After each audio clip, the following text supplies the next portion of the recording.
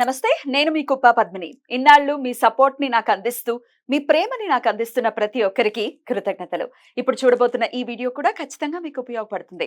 Like, share and subscribe చేసి మీ ఇష్టాన్ని అలాగే మీ సపోర్ట్ ని నాకు అందించండి. అలాగే ఈ వీడియో పట్ల మీ అభిప్రాయాన్ని కమెంట్ సెక్షన్ లో కమెంట్ చేసి నాకు తెలియజేయండి.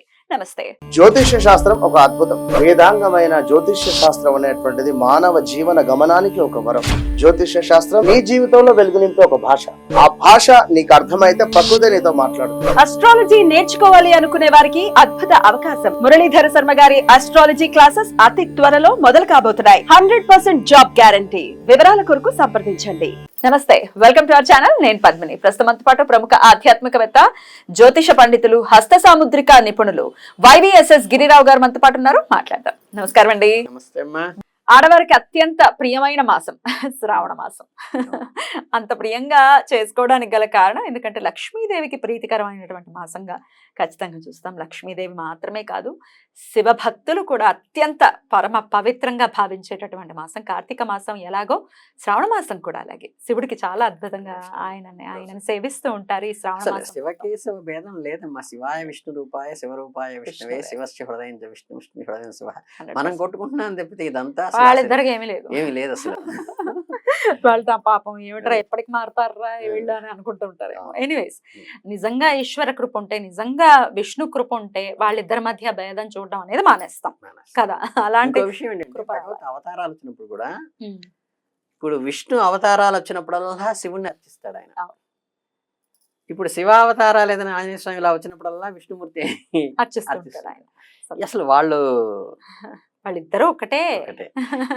రైట్. అయితే ఈ శ్రావణ మాసానికి సంబంధించి లక్ష్మీ పూజలు మన శుక్రవారం నాడు పూజలు చేసుకోవడం రెండో శుక్రవారం ముందు వచ్చేటువంటి శుక్రవారం చక్కగా వరలక్ష్మి వ్రతం చేసుకుంటాం. చాలా అద్భుతంగా. అది అందరికీ తెలిసిందే. అయితే మాసానికి వైశిష్ట్యం ఉంది ఖచ్చితంగా. ఈ మాసం మొత్తం చేయవలసిన పనులు, చేయకూడని పనులు ఆడవాళ్ళు ఏవైనా ఉన్నాయా చెప్తారా? వాళ్ళకు కూడా. ఎందుకంటే మీరు అన్నట్టుగా మీరు స్కిప్ చేసిన వాస్తవం. ఇప్పుడు ఏదో వరలక్ష్మి వ్రతం రోజు 9 తోరాలు కట్టుకోవాలి, ఇన్ని వంటకాలు చేయాలంటే మాకు అందరికీ తెలుసు స్వామి, మళ్ళీ అనుకుంటారు ఎవరో చూడరు.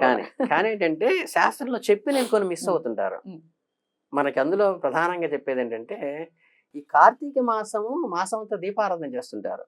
కానీ శ్రావణ మాసంలో ప్రదోష కాలం అంటే సూర్యాస్తమయం సమయంలో మనం అమ్మవారిని ఆహ్వానిస్తూ ఖచ్చితంగా, మీరు ఏదో 7ంటికి రోజు పూజ చేసుకుంటాను లేదా 8ంటికి చేసుకుంటానని కాకుండా నిత్య పూజ ఎప్పుడు చేసుకున్నా సరే సూర్యాస్తమయానికి కరెక్ట్గా ముందు ఖచ్చితంగా స్నానం చేసి దీపారాధన కూడా కంపల్సరీ పెట్టాలమ్మా దేవుడి దగ్గర. అవునా? సూర్యాస్తమయం పొద్దున్నే కాదు, ఉదయాన్నే కూడా ప్రాతః సంధ్యలో కూడా పెట్టుకుంటాం, చేస్తాము. సూర్యాస్తమయం ప్రదోష కాలంలో కంపల్సరీ ఏంటంటే, మామూలు జనరల్గా ఏంటంటే ఒక్కోసారి ఇప్పుడు నేనున్నాను, అది సంధ్యావందనం కూడా లేట్ అయిపోయి ఒకసారి 7ంటికి కూడా చేస్తుంటాం.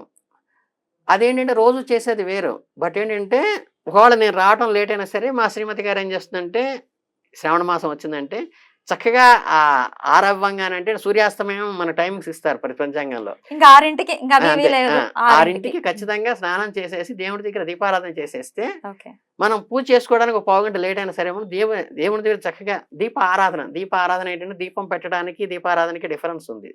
దీపం పెట్టడం అంటే ఏంటంటే మనం వేరే కార్యక్రమాలు చేస్తాం, అక్కడ దాన్ని ఆరాధన చేయం, ఊరికే నూనె వేసేసి వెలిగించేస్తాం.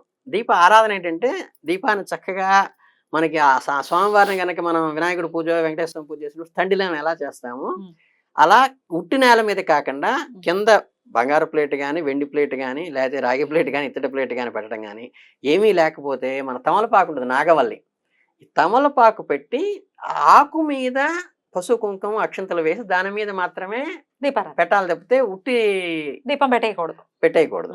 అది ప్రధానంగా గుర్తుంచుకోవాలండి. తర్వాత దీప ఆరాధన అంటే ఏంటంటే, దీపం పెట్టిన తర్వాత మళ్ళీ దానికి బొట్లు పెట్టి, దానికి పసుపు కుంకుమ వేసి, దాని మీద అక్షింతలు వేసి, దానికి పువ్వు పెట్టి దానికి నమస్కరించాలన్నమాట. అది ఆరాధన.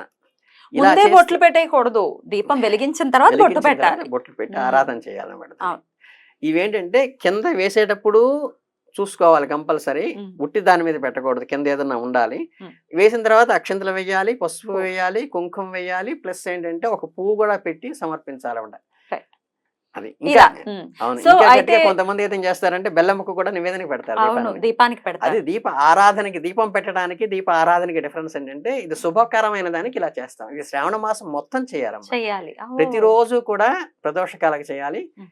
ప్రాతకాలంలో కూడా ఉదయాన్నే సూర్యోదయానికి లేచి, అప్పుడు మనకేంటంటే ఇప్పుడున్న సిటీ కల్చర్లో మనకు కుదరదు కాబట్టి దీపారాధన వరకు చేసి చిన్న బెల్లం ముక్క నివేదన పెట్టేసి అంటే ఒక 7-8 నిమిషాలు 5 నిమిషాలు పడుతుంది. అది అయిన తర్వాత మీ పని మీరు చేసుకోవచ్చు. Right. సాయంత్రం అంటే కసక విశ్వాసం ఏమైనా చదువుకుంటాం కానీ దీపం మాత్రం పెట్టండి. దీపం మాత్రం 2 సూర్యోదయ సూర్యాస్తమయాల్లో దీపం పెట్టడం మటుకు దీపారాధన చేయటం మాత్రం మర్చిపోబాక. శుక్రవారం పూజ చేసాం, ఎలాగో పూజ చేస్తాం. చేస్తాం, కానీ ప్రతి రోజు కూడా 30 రోజులు దీపం పెట్టమంటున్నారు. ఇందులో ఒక చిన్న మీకు ఉమ్. చెప్పేది ఏంటంటే చెప్పండి. చాలా మంది అంటే నాకు కూడా వచ్చినాయి. అంటే ఏంటంటే నేను తప్పుగా మాట్లాడటం కాదు కానీ కొంచెం తెలియకుండానే ఇప్పుడు మన గంగా భాగీరథి సమానురాలనే అవుతున్నా. అంటే మనకి ఆ పెద్దవాళ్ళు ఉంటారు, ఇంట్లో అమ్మ ఉంటుంది. ఏంటి ఏం చెప్తున్నారు?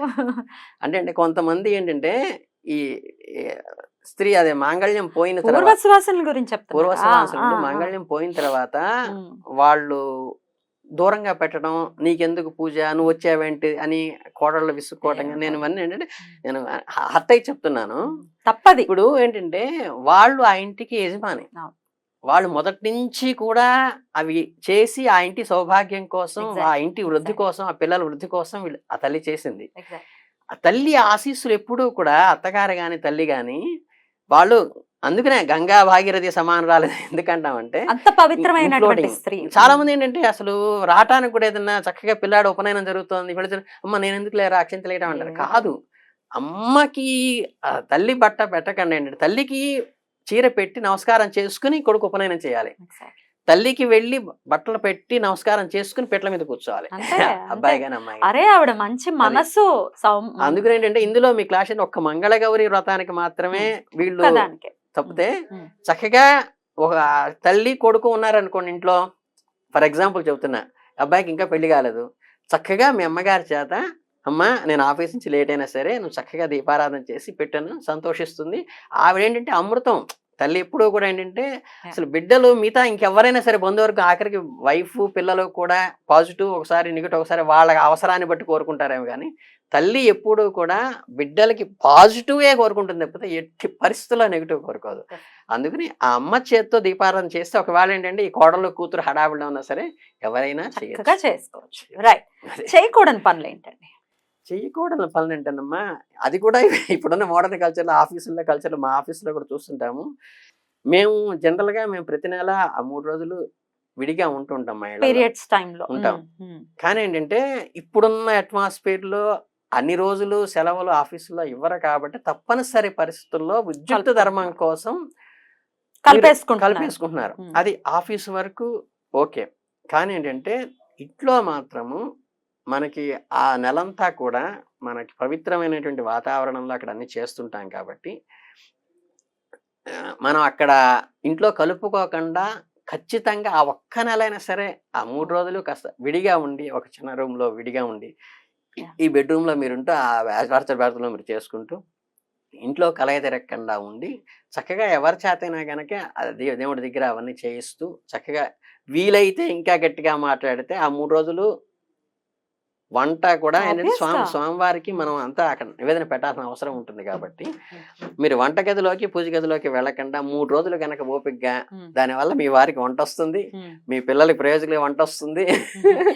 జీవితాలు మారాలి, మారట్లేదండి అంటే ఒక్కసారైనా మనం ట్రై చేయాలి. పాత్ కనుక్కోవాలి. శ్రావణ మాసంలో మాత్రం కలుపుకోకూడదు. ఇంకా ఏ మాసంలో పోనీ కార్తీక మాసం కానీ శ్రావణ మాసం కానీ కష్టమైన మాసాలు ఏంటంటే ఆ మాసం మొత్తం ఉంటుంది, ఆ ఒక్క రోజు కాదు, ఇది ఆ మాసం మొత్తం ఉంటుంది కాబట్టి ఇది కంపల్సరీ కూడా ఒక్క నెల చేద్దాం, ఖచ్చితంగా పాటించాలమ్మా. పాటిస్తే ఇప్పుడు ఏంటంటే మనకి డాక్టర్ దగ్గరికి వెళ్ళినప్పుడు మందు వేయటం అనేది సెకండరీ, డయాగ్నోస్ ఎక్కడి నుంచి వచ్చింది మూలం ఏంటో కనుక్కోవాలి, మూలాన్ని తీయాలి. మనకి దోషాలన్నీ వచ్చేది ఏంటంటే ఈ చిన్న చిన్న పొరపాట్ల వల్లే వస్తాయి కాబట్టి ఆ మూలాన్ని మనం ఆ తప్పు చేయకుండా ఉంటే అసలు ఈ దోషమే రాదు. మళ్ళీ దాని పరిహారం కోసం ఇంకో వేలు పెట్టి ఇంకో దగ్గరికి వెళ్ళాల్సిన పని వచ్చింది. మీరు ఇంకా చెప్పాలంటే ఏంటంటే మనకి ఈ కొన్ని పర్వదినాల్లో కానీ పుణ్యరాశుల్లో కానీ లేకపోతే పుణ్యక్షేత్రాల్లో కానీ మీకు అంతకుముందు ఎపిసోడ్లో కూడా చెప్పుంటాను, అక్కడికి వెళ్ళి పూజ చేస్తే, అర్చన చేస్తే, మంచి చేస్తే ఎంత ఫలితం వస్తుందో, అక్కడికి వెళ్ళి చెడు ఆలోచనలు నిన్న పుణ్యక్షేత్రానికి వెళ్ళి పుణ్యనదుల్లోకి వెళ్ళి చెడు పనులు చేసినా, అక్కడికి వెళ్ళి ఏంటంటే చేస్తే ఎలా వస్తుందో, ఈ పర్వదినాలు అంటారు చూసారా, ఈ శ్రావణ మాసం కానీ కార్తీక, ఈ పర్వదినాలు ఏంటంటే మనం మంచి చేస్తే ఎంత మల్టిప్లై వస్తుందో, అల్టిమేట్గా చెడు చేసినా కానీ అంతే మల్టిప్లై వస్తుంది. అవును. కనుక ఏంటంటే మీరు అబద్ధం ఆడకపోవటం చేయాలి. అబద్ధం ఆడటానికి ఏం లేదండి, మీకు ఏంటంటే ఎప్పుడు కూడా ఏంటంటే మన ఈగోని సాటిస్ఫై చేసుకోవడం కోసం అబద్ధం ఆడుతుంటాం. కరెక్ట్. కనుక ఏంటంటే ఈ ఈగో అనేది మర్చిపోతే, సర్వస్వ శరణాగతి వస్తే ఈగో ఉండదు, ఎక్స్పెక్టేషన్ లేకపోతే పెయిన్ ఉండదు. అలాగేంటంటే ఈ మౌనం పాటించండి. మీరేంటంటే సాధ్యమైనంత వరకు ఏంటంటే అక్కడ మౌనం పాటిస్తే ఆటోమేటిక్గా మీరు ఈ పరిస్థితి రాదు. మెజారిటీ ఏంటంటే ఈ మౌనం పాటించండి. నేనైతే కనుక ఉదయం లేచినప్పటి నుంచి నా స్నానం, అనుష్ఠానం, పూజ అయ్యేదాకా మామూలుగా అయితే ఒక గంటన్నర అయిపోతుంది లేచిన తర్వాత. ఎప్పుడైనా అనారోగ్యం ఉంటుంది, కళ్ళు తిరుగుతుంటే లేవలేకపోతాము, ఆ రోజు ఒకసారి 10 అవుతుంది, 11 అవుతుంది, కానీ అప్పటిదాకా నేను ఏ ఆహారం తీసుకోను, మౌనంగానే ఉంటాను. ఇంకో విషయం ఏంటంటే చాలా మంది చేస్తుంటారు కదా, ఉదయం లేవంగానే ఫస్ట్ చూసేది ఏంటంటే చెయ్యి చూసుకోవడం, దేవుడు పట్టం చూసుకోవడం, సెల్ చూస్తుంటారు. నేను నా అనుష్ఠానం అయ్యేదాకా కూడా ఫోన్ ముట్టుకోను, ఫోన్ కాల్ అటెంప్ట్ చేయను. అయిన తర్వాత ఏంటంటే చేశారు అంటాను. అది బెస్ట్. అది ఆ మౌనం పాటిస్తే మీకు అన్ని కూడా సాల్వ్ అయిపోతాయి. మనం పూజలు చేసేస్తున్నాం పని ఫలించట్లేదు అని కాదు, ఏమైనా తప్పిదాలు జరుగుతున్నాయేమో అని డెఫినెట్ గా వాటిని సరి చేసుకుంటే హ్యాపీ కదా. చాలా అద్భుతంగా వివరించారండి. కృతజ్ఞతలు. నమస్కారం. చాలా సంతోషం.